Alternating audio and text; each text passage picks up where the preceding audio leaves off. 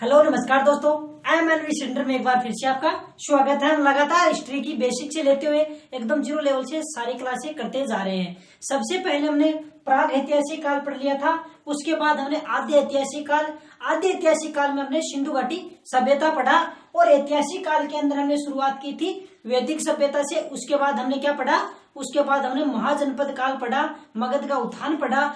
अब आज की क्लास में बात करने वाले हैं धर्म सुधार आंदोलन के बारे में। धर्म सुधार आंदोलन के अंदर लगभग जो मुख्य धर्म थे, जिस मतलब कि कौन से धर्म मुख्य रूप से उत्थान हुआ, तो वो थे एक तो बौद्ध धर्म, एक था जैन धर्म। उसके अलावा जो मुस्लिम पारसी है जो भी है उनके बारे में सारी डिटेल लेने वाले हैं। तो जो धार्मिक सुधार आंदोलन है मुख्य रूप से इसको दो भागों में डिवाइड किया जाता है। ठीक है, सबसे पहले बात करें, एक है जैन धर्म, जैन धर्म, और एक है बौद्ध धर्म। और आपको जानकारी देते हुए बड़ा हर्ष हो रहा है, ये मान लो बड़ी खुशी हो रही है कि आज हमें चैनल क्रिएट किए हुए एक महीना पूरा हो गया है। और 16 मई को हमने क्या किया था, चैनल क्रिएट किया था, और 17 मई को हमने पहली क्लास अपलोड की थी। तो उसी के उपलक्ष्य में आपके लिए दो सरप्राइज आने वाले हैं, वो आपको मैं बता दूंगा। क्लास के लास्ट में जरूर, क्लास तक बने रहना, मैं आपको जरूर बताने वाला हूँ सरप्राइज क्या होने वाले हैं। तो जैन धर्म और बौद्ध धर्म। तो सबसे पहले हम आज की क्लास में बात करेंगे जैन धर्म के बारे में। किसके बारे में बात करेंगे? जैन धर्म के बारे में बात करने वाले हैं। तो शुरुआत करते हैं आज की अपनी क्लास की। क्लास थोड़ी लंबी हो सकती है, क्लास में लास्ट तक आपको बने रहना है। ठीक है, अब बात करते हैं जैन धर्म की। किसकी बात करते हैं? बात करते हैं हम जैन धर्म की। यहां लिख देता हूं मैं, जैन धर्म। जैन धर्म की बात करते हैं, जैन धर्म। सबसे पहले बात करेंगे इसके सहस्थापक की, सहस्थापक की बात करेंगे। और जो प्रथम तीर्थंकर थे वो कौन थे? कुल 24 तीर्थंकर हुए थे। तो सबसे पहले बात करेंगे इसके सहस्थापक, सहस्थापक वह है प्रथम तीर्थंकर। ठीक है, सहस्थापक इनको माना जाता है, और वास्तविक संस्थापक किन्हें माना जाता है ये भी मैं आपको बताने वाला हूँ। आज की क्लास को आपने यदि शिद्दत से पढ़ लिया तो इस क्लास से आपका जैन धर्म से संबंधित कोई भी क्वेश्चन बाहर नहीं जाने वाला, इतनी मैं आपको गारंटी देता हूँ। तो संस्थापक हुआ प्रथम तीर्थंकर, कुल 24 तीर्थंकर हुए थे। ठीक है, अब बात करते हैं सहस्थापक और प्रथम तीर्थंकर कौन थे? ऋषभदेव। कौन थे? वो थे ऋषभदेव। ये हो गई एक छोटी ब्रीफिंग। अब बात करते हैं, एक थे 23वें तीर्थंकर। कौन थे? 23वें तीर्थंकर थे। ठीक है, कौन थे? ये थे पार्श्वनाथ, पार्श्वनाथ। ठीक है, अब बात करते हैं इनके बारे में। बात करें तो ये क्या थे कि काशी का राजा थे, काशी के राजा, काशी के राजा अश्वसेन थे, अश्वसेन के पुत्र थे, अश्वसेन के पुत्र। ठीक है, इसके अलावा बात करें ये कौन से वंश के थे? वंश भी कई बार एग्जाम में पूछा जाता है। तो ये कौन से वंश के थे? ये थे अक्षुण्य वंश के। किसके वंश के थे? अब बता देता हूं मैं आपको, इक्ष्वाकु, या फिर इसको यहां लिखो, यहां लिख देता हूं मैं सही से, यहां सामने लिख देता हूं। इक्ष्वाकु वंश था। कौन सा वंश था?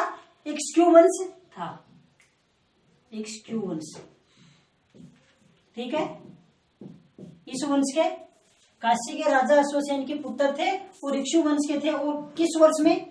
30 वर्ष की उम्र में संन्यास ग्रहण कर लिया था। 30 वर्ष की उम्र में, 30 वर्ष की उम्र में संन्यास ले लिया था। एक राजा के बेटे थे और 30 वर्ष की उम्र थी उसमें इन्होंने संन्यास ले लिया था। अब बात करते हैं इनके द्वारा क्यों इनको चर्चा में है, या फिर इनके बारे में क्यों ज्यादा बात की जाती है। तो इन्होंने क्या दिए थे?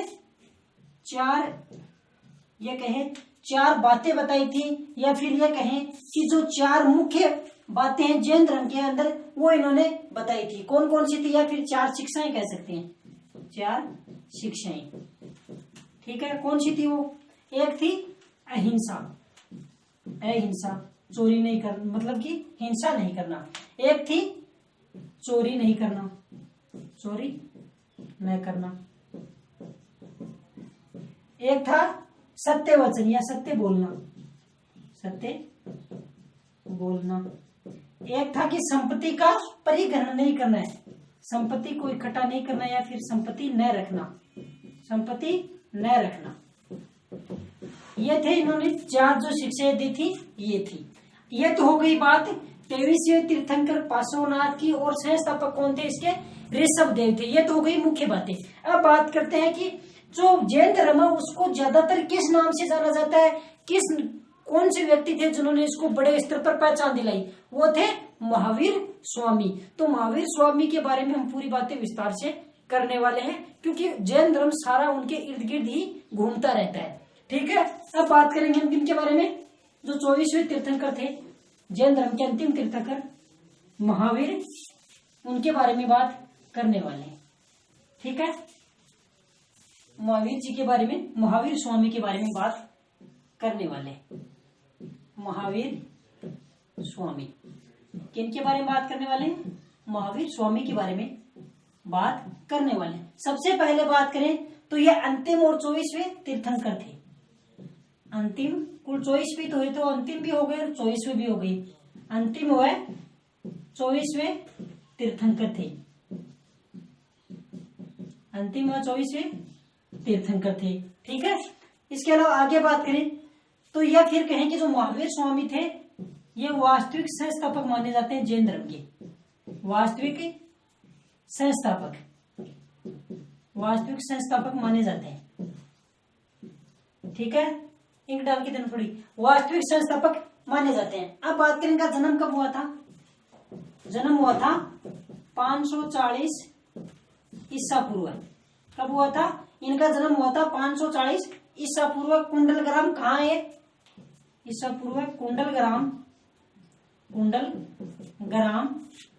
वैशाली के अंदर। कहाँ हुआ था? कुंडल ग्राम वैशाली में इनका जन्म हुआ था। ठीक है, अब आगे बात करते हैं। इनके पिता का नाम क्या था? पिता का नाम था इनके सिद्धार्थ। पिता के नाम था इनका सिद्धार्थ। और किस कुल के थे?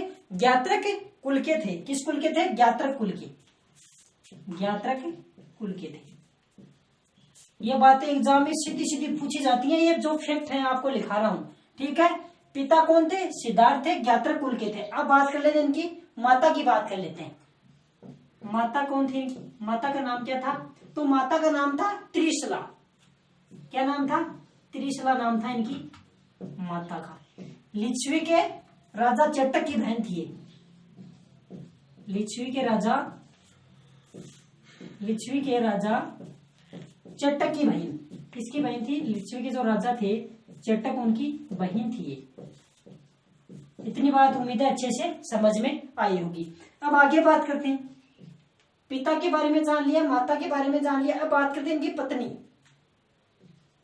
पत्नी कौन थी इनकी? पत्नी का नाम था यशोदा। क्या नाम था? पत्नी का नाम था इनका यशोदा। और इनकी एक पुत्री थी अनुजा प्रियदर्शनी। पुत्री कौन थी? पुत्री का नाम था अनुजा प्रियदर्शनी। ये थी इनकी पुत्री। ठीक है, ये हो गया इनका सामान्य परिचय। क्या लिखा हमने? सबसे पहले महावीर स्वामी के बारे में लिखा। अंतिम वो 24वें तीर्थंकर थे। बहुत अच्छे से समझ में आया। वास्तविक संस्थापक इन्हीं को माना जाता है। लेकिन वैसे संस्थापक कौन थे? सबसे पहले आपको मैंने बताया ऋषभ देव, और प्रथम तीर्थंकर भी थे वो। जन्म कब हुआ? 540 ईसा पूर्व कुंडल ग्राम वैशाली के अंदर इनका जन्म हुआ। पिता कौन थे? पिता थे इनके सिद्धार्थ और ज्ञात्रक कुल के थे। एग्जाम में एक बार पूछा गया कि जो जैन धर्म के महावीर स्वामी, उनके पिता सिद्धार्थ किस कुल के थे? तो वो थे ज्ञात्रक कुल के। माता त्रिशला थी, लिच्छवी के राजा चट्टक की बहन थी। ठीक है, पत्नी की बात करें, पत्नी यशोदा थी, पुत्री उनकी अनुजा प्रियदर्शनी थी। उम्मीद है इतनी बात अच्छे से समझ में आई होगी। अब आगे बात करते हैं। ये सामान्य जानकारी हमने ले ली है। अब इनके बारे में जो इंपोर्टेंट बातें हैं सामान्य जानकारी से संबंधित वो और ले लेते हैं। ठीक है, और इनके बचपन का नाम क्या था? ठीक है, ये भी जानने वाले हैं। ठीक है, अब बात करते हैं इनके बचपन का नाम क्या था। बचपन का नाम वर्धमान था इनके। बचपन का नाम, बचपन का नाम, बचपन का नाम क्या था इनका? बचपन का नाम था इनका वर्धमान। क्या था? बचपन का नाम इनका वर्धमान था। अब बात करते हैं इनके बड़े भाई थे। बड़ा भाई ये कौन था इनका? क्यों लिखवा रहा हूं ये भी बताऊंगा मैं आपको। बड़ा भाई, बड़ा भाई था इनका नंदी वर्मन। कौन था? नंदी वर्मन था। ठीक है, नंदी वर्मन। ठीक है, ये थे इनके बड़े भाई। कौन थे? बड़े भाई थे नंदी वर्धन। नंदी वर्धन थे इनके बड़े भाई। अब बात करते हैं, मैं आपको इनके बड़े भाई के बारे में क्यों लिखा रहा हूं? क्योंकि जो तब 30 वर्ष के थे, कब थे? 30 वर्ष के जब थे, लांग लिख देता हूं, 30 वर्ष की उम्र में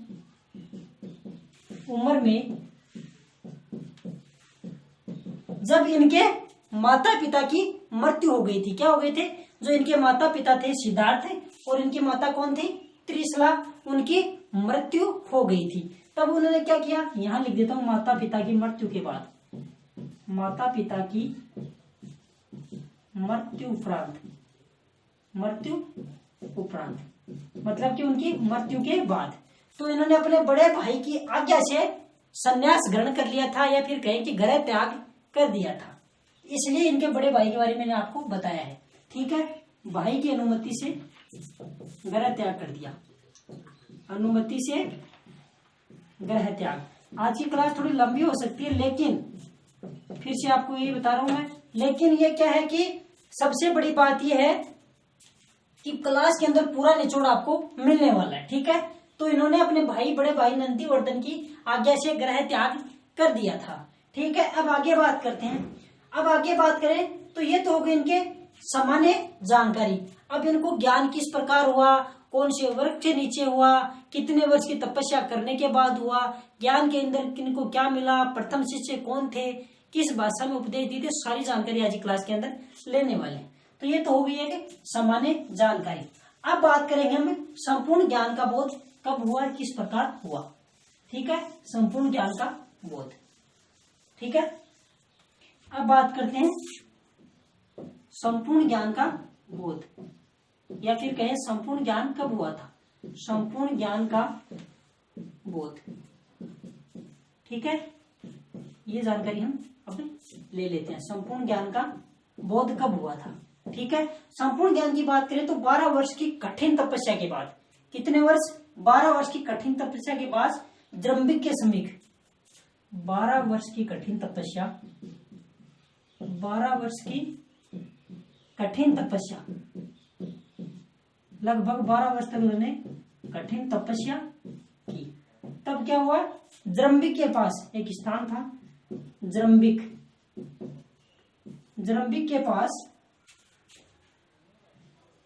के पास पूछा जाता है एग्जाम में, ऋजुपालिका नदी। ठीक है, कौन सी नदी? ऋजुपालिका नदी के तट पर, या फिर कहीं किनारे पर, नदी तट पर।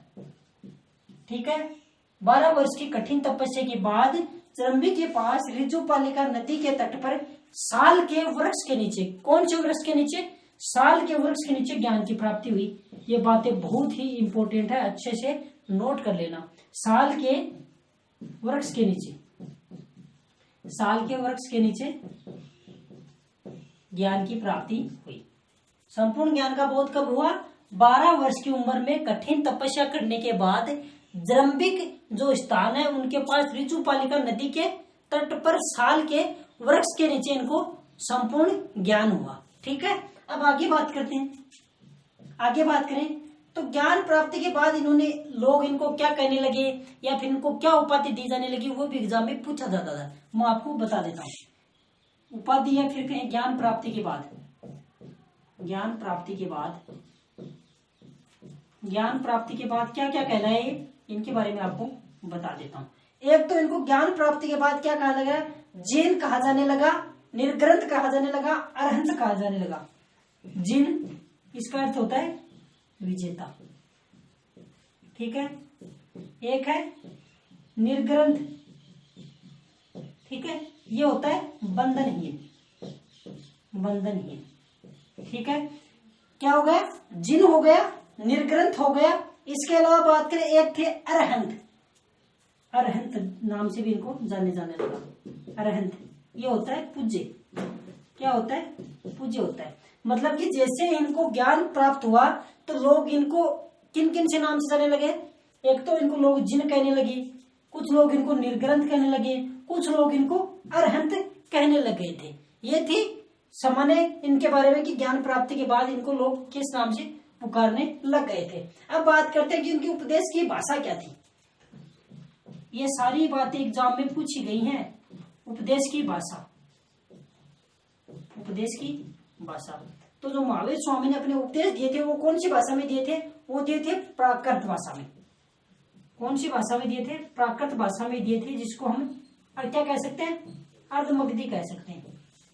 अर्धमगधी, ठीक है। ये थी जो मैंने आपको बताया कि 12 वर्ष की कठिन तपस्या के बाद जो जरंबिक नामक स्थान है, रिजुपालिका नदी के तट पर साल के वृक्ष के नीचे इनको ज्ञान की प्राप्ति हुई। ज्ञान की प्राप्ति के होने के बाद इनको लोग क्या कहने लगे? इनको कहने लगे अरहंत कहने लगे, निर्ग्रंथ कहने लगे और जिन कहने लगे। और इनकी जो उपदेशों की भाषा होती थी वो कौन सी होती थी? वो होती थी प्राकृत या अर्धमगधी। इनके उपदेशों की भाषा होने वाली थी। आगे चलते हैं। कुछ भी छूटने वाला नहीं है जैन धर्म के अंदर, चाहे क्लास कितनी भी लंबी हो, लेकिन आपको बिल्कुल सारी जानकारी जैन धर्म से संबंधित मिलने वाली है। ठीक है, यह क्लास देख ली तो जैन धर्म से संबंधित कोई भी क्वेश्चन आपका बाहर से जाने वाला है नहीं। ठीक है, अब आगे बात करते हैं कि जो महावीर स्वामी हैं इनके प्रथम अनुयायी कौन थे? प्रथम अनुयायी या फिर अपनी भाषा में कहे तो प्रथम चेला कौन था इनका? वो था जामिल। कौन था? जामिल। अब सबसे बड़ी बात है, ये जामिल कौन थे? ये जामिल थे इनके दामाद। कौन थे? इनके दामाद थे। इनकी जो पुत्री मैंने बताया अनुजा प्रियदर्शनी, उनके पतिदेव थे ये जामिल। तो इनके क्या हो गए? इनके हो गए दामाद। और महावीर स्वामी की बात करें तो वो कौन हो गए? इनके महावीर स्वामी हो गए इनके ससुर जी, प्रिय ससुर जी। ठीक है, अब आगे बात करते हैं। प्रथम अनुयायी मैंने आपको बता दिया। अब बात करते हैं प्रथम जैन भिक्षुणी। मतलब कि जो महिला होती है, मतलब जो जेंट्स कोई जैन धर्म के अंदर प्रवेश करता है तो उसको भिक्षु बोला जाता है। और जो लेडीज प्रवेश करती है, फिर लेडी जैन धर्म मतलब ग्रहण करती है, तो उसको भिक्षुणी बोला जाता है। क्या बोला जाता है? भिक्षुणी। तो प्रथम भिक्षुणी कौन थी? प्रथम भिक्षुणी। प्रथम भिक्षुणी कौन थी? प्रथम भिक्षुणी की बात करें तो प्रथम भिक्षुणी थी चंपा। कौन थी? प्रथम भिक्षुणी चंपा थी। ठीक है, चंपा। चंपा, ठीक है। ये कौन थी? एक राजा थे दधिवाहन, उनकी पुत्री थी। कौन से राजा थे? दधिवाहन राजा थे, उनकी पुत्री थी। दधिवाहन राजा की पुत्री। दधिवाहन राजा की पुत्री। आप एक बार नोटिस करना कि जो पिछले मतलब ये बौद्ध धर्म जैन धर्म हुए, इनके अंदर क्या होता है कि राजा का पुत्र या पुत्री लगभग क्या ग्रहण कर लेते हैं? संन्यास ग्रहण कर लेते हैं लगभग। आप इस बात को नोटिस करना। आगे बात करते हैं। इसके अलावा जो भिक्षुणी संघ प्रधान होता था, भिक्षुणी संघ होता था जिसके अंदर लेडीज वगैरह होती थी, उनका प्रधान किसको बनाया गया था? भिक्षुणी संघ का प्रधान। भिक्षुणी संघ का प्रधान ये थी भिक्षुणी संघ का प्रधान। अब लेडीजों का है तो होनी तो लेडीज ही है, वो थी चंदना। चंदना या चांदना भी कहते हैं, ये थी चंदना। तो भिक्षुणी संघ की प्रधान कौन हो गई? ये हो गई चंदना। ये थी। इसके अलावा बात करें, एक थे, एक नाम एग्जाम में पूछा जाता है, आर्य सुधर्मा। क्या थे? आर्य सुधर्मा। आर्य सुधर्मा। ये क्या हो कि जो महावीर मतलब ये महावीर स्वामी के साथ जितने चेले थे या उनके या फिर कहें उनके जो भिक्षु थे, महावीर स्वामी के अनुयायी थे, उनके अंदर महावीर स्वामी के समय के जो गांधार कहते हैं उनको, उस समय के जिंदा एकमात्र मतलब महावीर स्वामी की मृत्यु के बाद जिंदा एकमात्र यही थे जो मुख्य उपदेशक बन गए थे जैन धर्म के महावीर स्वामी की मृत्यु के बाद। ठीक है, तो इनकी बात करते हैं। क्या इनके बारे में क्या लिखेंगे? ये लिखेंगे जैन धर्म का प्रथम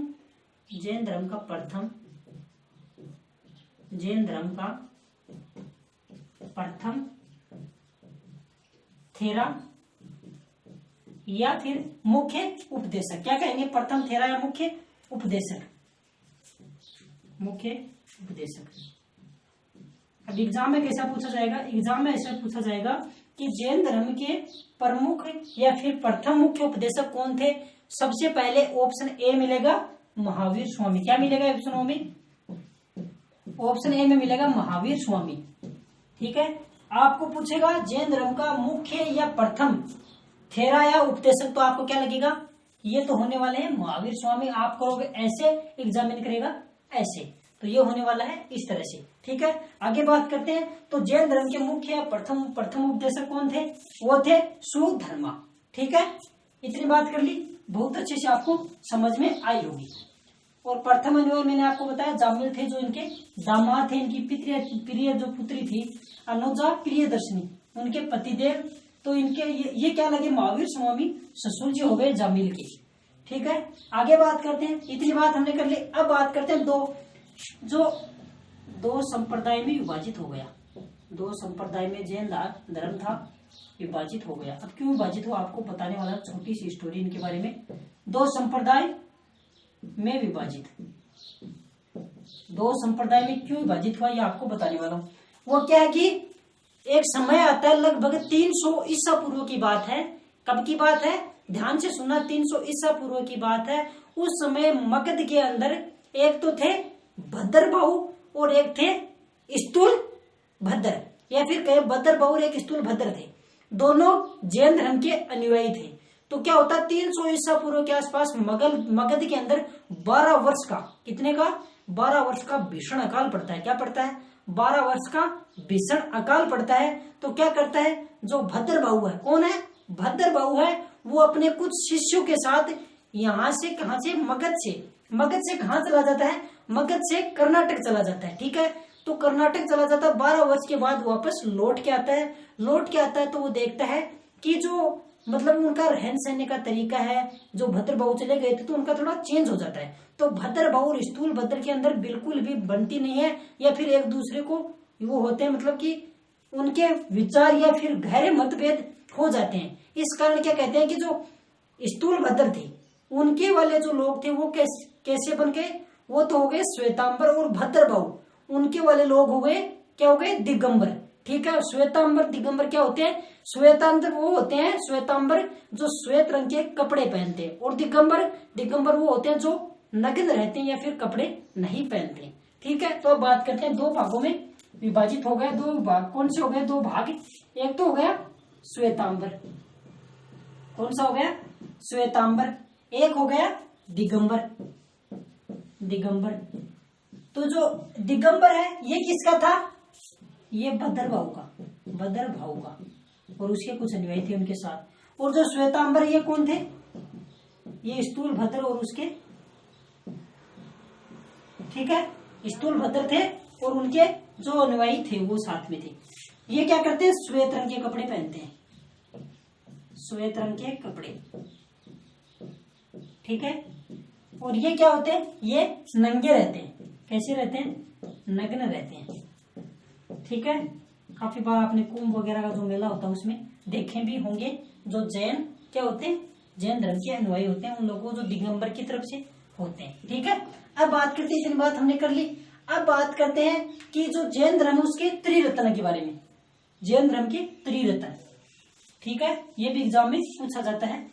मैंने आपको बहुत अच्छे से श्वेतांबर और दिगंबर समझाने की कोशिश की, उम्मीद अच्छे से समझ में आया होगा। अब बात किसकी करते हैं, अब बात करते हैं जैन धर्म के त्रिरत्न। सम्यक दर्शन, ज्ञान, क्या है, सम्यक दर्शन, ज्ञान और चरित्र। तो क्या है, सम्यक दर्शन, सम्यक ज्ञान,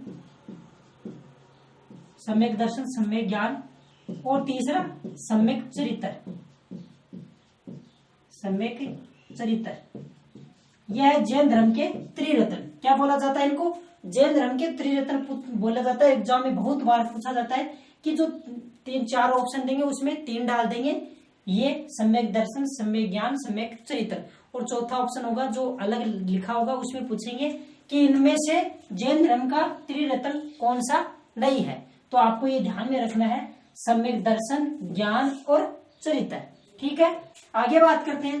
अब बात करें तो बात करते हैं जैन धर्म की। जैन धर्म के जो 5 महाव्रत हैं, 5 महाव्रत, इसके अंदर जो 4 है वो 4 मैंने आपको पहले भी बताया। 5वां कौन सा जुड़ा? 5वां जुड़ा इनके अंदर ब्रह्मचर्य। क्या जुड़ा? ब्रह्मचर्य का पालन करना। ब्रह्मचर्य किसने जुड़ा? महावीर स्वामी ने जुड़ा था ब्रह्मचर्य। ठीक है, तो सबसे पहले बात करते हैं, 4 मैंने आपको बताए थे, फिर से बता देता हूं। अहिंसा, अहिंसा मतलब हिंसा नहीं करना। सत्य वचन मतलब सच बोलना, सत्य वचन। ठीक है, असत्य चोरी नहीं करना। ठीक है, एक है अपरिग्रह मतलब कि संपत्ति का ज्यादा स्टॉक नहीं करना, या फिर नॉर्मली कहें तो संपत्ति का न रखना। और अंतिम कौन सा हो गया? ब्रह्मचर्य। ब्रह्मचर्य, ये ब्रह्मचर्य वाला जो है ये अच्छे से नोट कर लेना। ये जोड़ा था महावीर स्वामी ने, इनको जोड़ा था 5वें को, ब्रह्मचर्य को। उससे पहले ये 4 ही हुआ करते थे। अब बात करते हैं, ये तो हमने बात कर ली। अब बात करते हैं 2 जैन संगीतियां हुई थी। क्या हुई थी? जैन संगीतियां, जैन संगीतियां हुई थी। क्या हुई थी? जैन संगीतियां हुई थी 2, तो उनके बारे में हम बात करने वाले हैं। 2 कौन सी जैन संगीतियां थी? यहां लिख देता हूं प्रथम और इसके नीचे द्वितीय। ठीक है, अब बात करते हैं प्रथम के बारे में। बात करें तो ये कब हुई थी? लगभग 300 ईसा पूर्व है। कहां हुई थी? 300 ईसा पूर्व है, पाटलिपुत्र के अंदर हुई थी। पाटलिपुत्र के अंदर हुई थी। और इसके अध्यक्ष कौन थे? वो थे स्थूलभद्र। स्थूलभद्र कौन थे? अध्यक्ष थे इसके स्थूलभद्र। इसको भी अच्छे से नोट करना, बहुत बार एग्जाम में पूछी गई है। दूसरे की बात करें वो है 6ठी शताब्दी। कौन सी शताब्दी में ये हुई थी? 6ठी शताब्दी में हुई। कहां हुई? वल्लभी, गुजरात के अंदर। और इसके जो अध्यक्ष थे वो कौन थे? अध्यक्ष तो इसके थे सम्मा श्रवण। ठीक है, ये तो थे इसके अध्यक्ष थे। ठीक है, और अब बात करते हैं कि हुई कहां थी? ये हुई थी वल्लभी, गुजरात में। कहां हुई थी?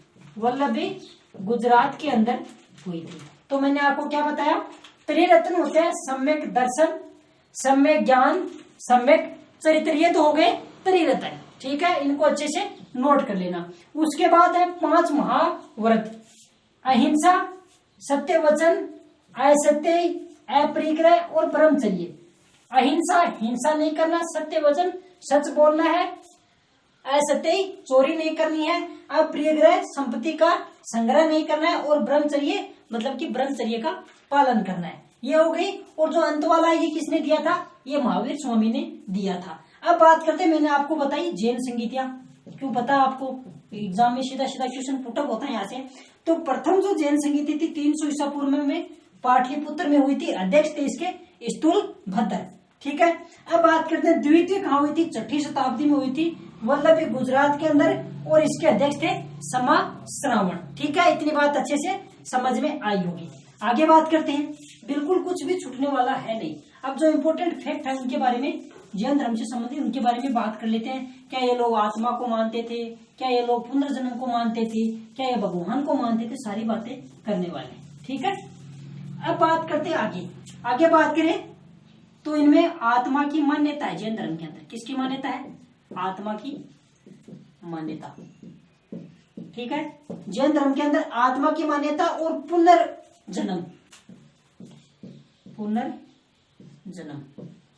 पुनर्जन्म हुआ कर्मवाद। कर्मवाद क्या होता है? कि जो जैसा करेगा उसको वैसा मिलने वाला है। पुनर्जन्म हुआ कर्मवाद महावीर स्वामी द्वारा माने गए थे। ठीक है, तो क्या है कि महावीर स्वामी उन्होंने पुनर्जन्म को भी माना था और कर्मवाद को भी माना था। और इससे पहले क्या माना जाता था? जैन धर्म के अंदर आत्मा की मान्यता शुरू से रहती थी इनके अंदर, जैन धर्म के अंदर। आगे बात करते हैं, एक होता है इनके अंदर सतभंगी ज्ञान।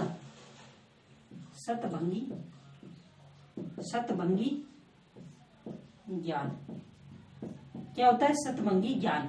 और इसके अन्य नाम है, वो क्या है? एक शादवाद और अनेकतावाद के अन्य नाम। मतलब कि इसको और किस नाम से जाना जाता है, एग्जाम में पूछा गया। शतभंगी ज्ञान का और दूसरा नाम कौन सा है? तो एक तो है शादवाद, शादवाद, वह अनेकतावाद, अनेकतावाद। ठीक है, ये है इसके शतभंगी ज्ञान के अन्य नाम है, शादवाद और अनेकतावाद। आगे बात करते हैं। इसके अलावा बात करें तो इसके जो एक है सांख्य दर्शन, क्या है? एक सांख्य दर्शन ग्रंथ है, सांख्य दर्शन। सांख्य दर्शन क्या है? सांख्य दर्शन एक। इसमें क्या लिखा गया है?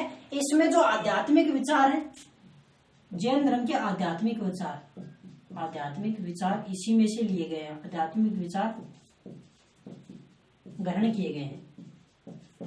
ठीक है, सांख्य दर्शन में से आध्यात्मिक विचार ग्रहण किए गए हैं जैन धर्म के अंदर। ठीक है, इतनी बात हो गई। आगे बात करते हैं। इसके अलावा बात करें जो प्रमुख राजा कौन से थे जिन्होंने जैन धर्म को अपनाया था, एग्जाम में ये भी पूछा जाता है। प्रथम मतलब यहाँ मुख्य राजा, मुख्य राजा जिन्होंने जैन धर्म अपनाया, मुख्य जैन धर्म, मुख्य राजा जिन्होंने क्या अपनाया? जैन धर्म अपनाया। तो बात करते हैं सबसे पहले उदयन की। मैंने आपको पढ़ाया था मगध के अंदर, बिंबिसार, अजातशत्रु, अजातशत्रु का पुत्र था उदयन। उदयन वंद राजा, वंद राजा चंद्रगुप्त मौर्य, चंद्रगुप्त मौर्य एक था खारवेल का शासक। इसके अलावा बात करें, एक था अमोघवर्ष, राष्ट्रकूट का राजा था, और चंदेल शासक।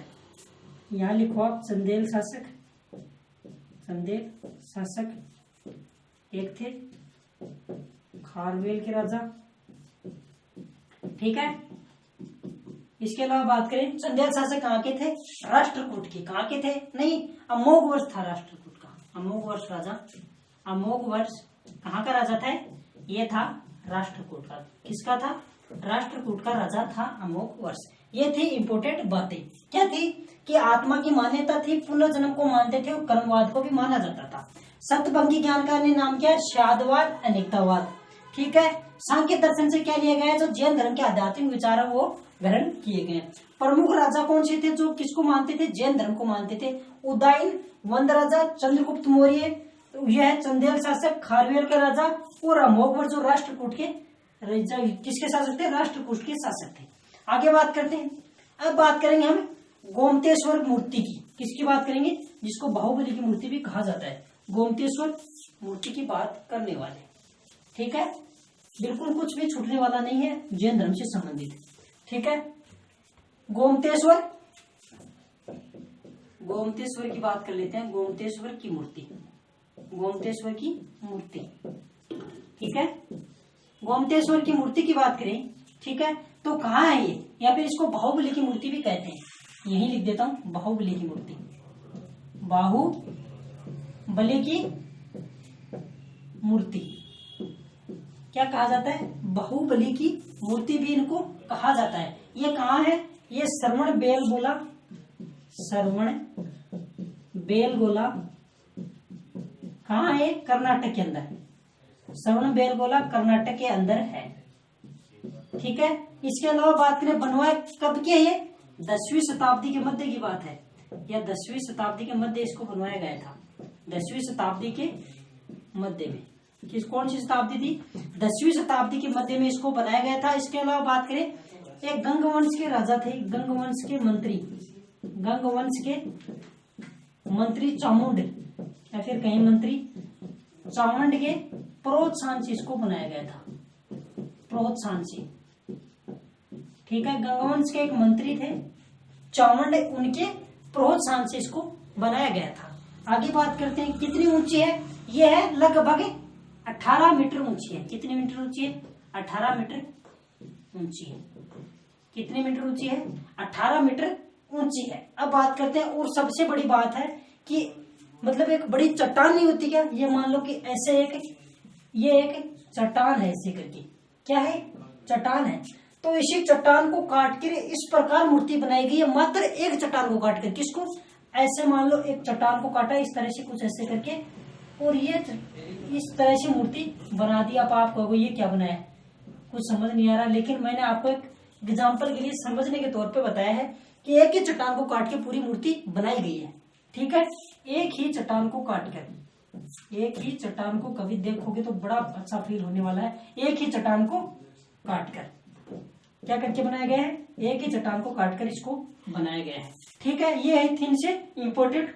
इसके अलावा एग्जाम में ये भी पूछा जाता है कायोत्सर्ग मुद्रा में है, कायोत्सर्ग मुद्रा में, कौन सी मुद्रा में है, कायोत्सर्ग मुद्रा के अंदर है ये गोमतेश्वर या कहे बाहुबली की मूर्ति। ठीक है, आगे बात करते हैं, इतनी बात हमने कर ली।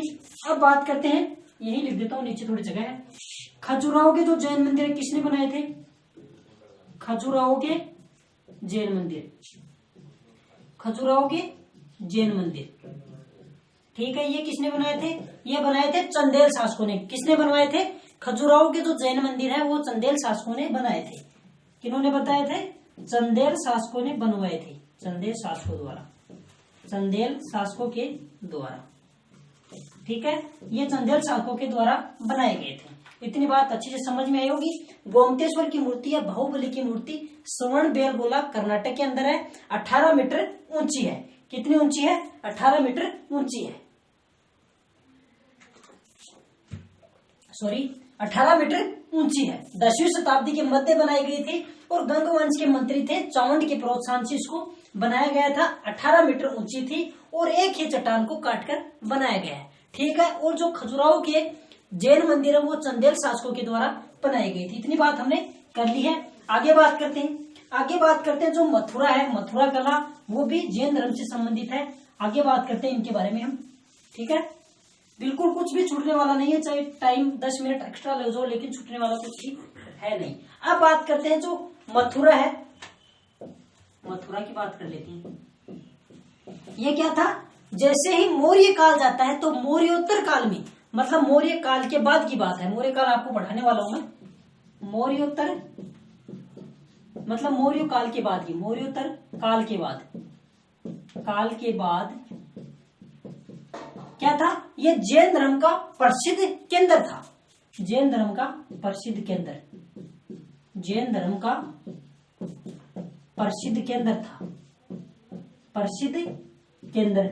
इसके अलावा बात करें जो मथुरा है, मथुरा कला भी जैन धर्म से संबंधित है, मथुरा कला। ठीक है, इतनी बात अच्छे से समझ में आई होगी। अब बात करते, एक है कल्पशत्रु, ये किताब कहें या फिर ग्रंथ कहें इसको, कल्पशत्रु, शत्रु नहीं कल्पशूत्र, क्या है, कल्पशूत्र। ठीक है, ये किसके द्वारा लिखा गया है, ये लिखा गया भद्रभाहु के द्वारा। भद्रभाहु, भद्रभाहु के कौन से, मतलब कि जो दो भागों में डिवाइड हुए थे, भद्रभाहु कौन सी साइड थे, भद्रभाहु थे जो नगन में रहते थे उनकी तरफ, मतलब दिगंबरों की तरफ थे। भद्रभाहु द्वारा रचित है, भद्रभाहु के द्वारा इनको रचित किया गया है। और इसके अंदर क्या बताया गया है, जो जैन तीर्थंकर हुए थे 24 उनकी जीवनी लिखी गई है, जैन तीर्थंकरों की जीवनी, जैन तीर्थंकरों की जीवनी।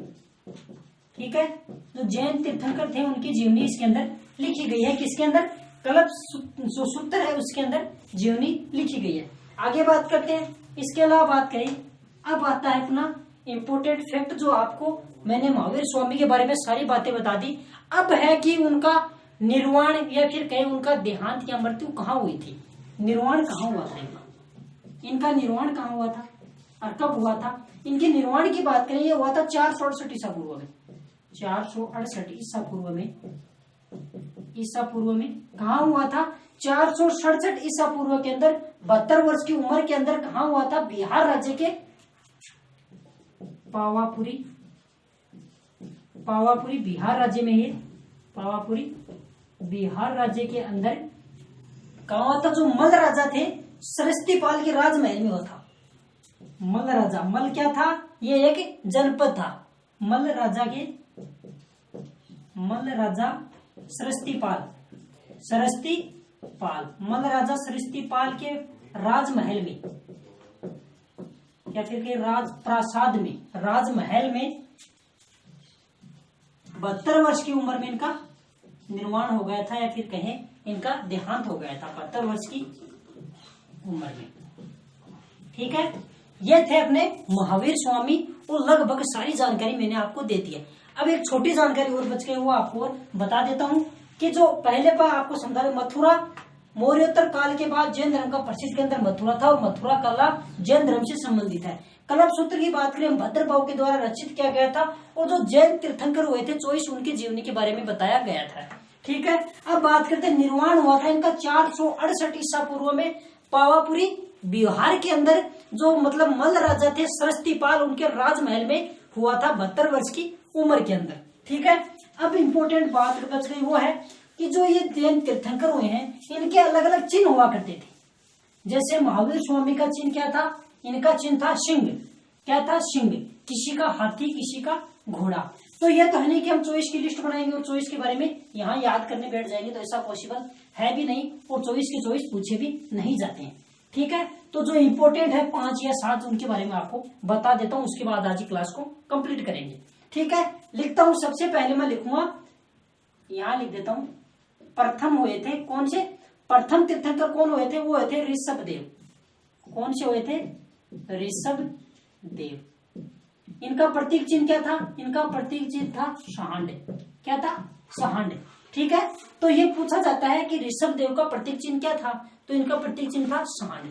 ठीक है, बात करते हैं नंबर 2। शुरू के 3, लास्ट के 3, बीच के 1 2। ठीक है, दूसरे कौन हुए थे? दूसरे हुए थे अजीतनाथ। कौन से हुए थे? अजीतनाथ। इनके बारे में पूछा जाता है, इसलिए मैंने कुछ भी छोड़ा नहीं है। अजीतनाथ, इनका प्रतीक चिन्ह हाथी। इनका प्रतीक चिन्ह क्या था? हाथी था। अब बात करते हैं तीसरे। शुरू के 3, लास्ट के 3, बीच में 1 2 जो इंपोर्टेंट है उनके बारे में बात करने वाले। तीसरे के बारे में बात करें, वो है संभवनाथ। संभवनाथ। ठीक है, तीसरे के बारे में बात करें, वो थे संभवनाथ और उनका प्रतीक था घोड़ा। क्या प्रतीक था? घोड़ा प्रतीक था। ये तो हो गए शुरू के 3। अब बात करते हैं हम 7वें की बात, सप्तम की बात कर लेते हैं। 7वें की बात करें तो 7वें कौन थे? वो थे संपा सर्वर। और इनका प्रतीक चिन्ह क्या था? वो था सांप। क्या था? सांप नहीं, सॉरी, स्वास्तिक। साथिया बोलते हैं जिसको, वो वाला स्वास्तिक। ये तो हो गए शुरू के 3 और एक 7वां। अब बात करते हैं, एक है 16वां। कौन सा है? एक है 16वें नंबर के तीर्थंकर हुए थे। 16वें नंबर के तीर्थंकर कौन थे? वो थे शांतिनाथ, या फिर कहें शांति। और इनका प्रतीक चिन्ह था हिरण। क्या था? प्रतीक चिन्ह था इनका हिरण। ठीक है, एक बात करते 18वां।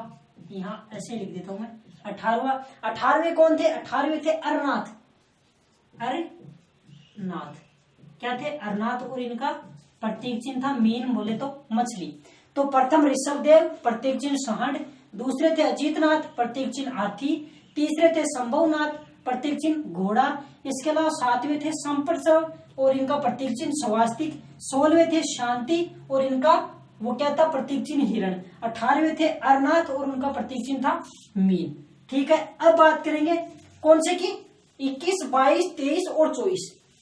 ठीक है, क्योंकि लास्ट के 3 वैसे याद करने वाले हैं और महावीर स्वामी का हमें याद करना पड़ेगा, क्योंकि इनका बहुत बार एग्जाम में पूछा जाता है। अब बात करते हैं 21वें।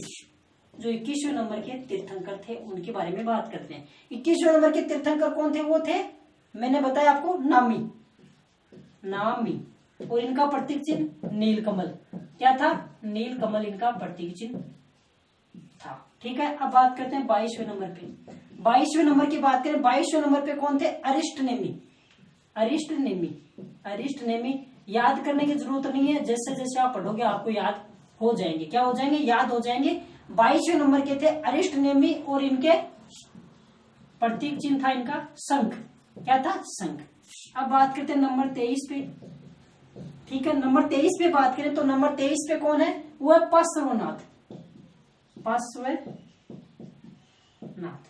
पार्श्वनाथ का प्रतीक चिन्ह क्या था? सर्प। इनका सर्प था। अब बात करें नंबर 24 पे। नंबर 24 पे अपने महावीर स्वामी महावीर स्वामी, और इनका प्रतीक चिन्ह क्या था? इनका प्रतीक चिन्ह था सिंह। तो हमने कौन कौन से शुरू के 3, 7वां, 16वां, 18वां, 21, 22, 23 और 24 इनके बारे में हमने जान लिया। ये था अपना जैन धर्म। तो बताना आपको क्लास कैसी लगी, एक भी फैक्ट मैंने छोड़ा नहीं है, सारी बातें जो एग्जाम में पूछी जाती है लगभग आपको बता दी। ये वाली क्लास देख ली तो जैन धर्म की कोई भी बात इससे बाहर जाने वाली नहीं है, बिल्कुल बेसिक से आपको हर बात मैंने समझाई है। तो और सरप्राइज की बात करें तो सरप्राइज अपना ये था कि हम आपके लिए राज्य दर्शन और जिला दर्शन सप्ताह के अंदर 2 दिन स्टार्ट करने वाले हैं। एक दिन आएगा राज्य दर्शन और एक दिन आने वाला है जिला दर्शन। टाइम आपको बता दिया जाएगा। वीडियो पसंद आई हो तो लाइक करें, शेयर करें, कमेंट करें, और चैनल पे पहली बार विजिट कर रहे हैं तो चैनल को सब्सक्राइब कर ले और बेल आइकन को प्रेस करना ना भूले, ताकि आने वाली वीडियो की नोटिफिकेशन सबसे पहले आपको प्राप्त हो।